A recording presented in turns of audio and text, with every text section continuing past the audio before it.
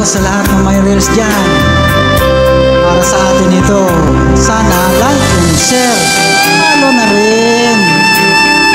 Timsong natin to sa reels.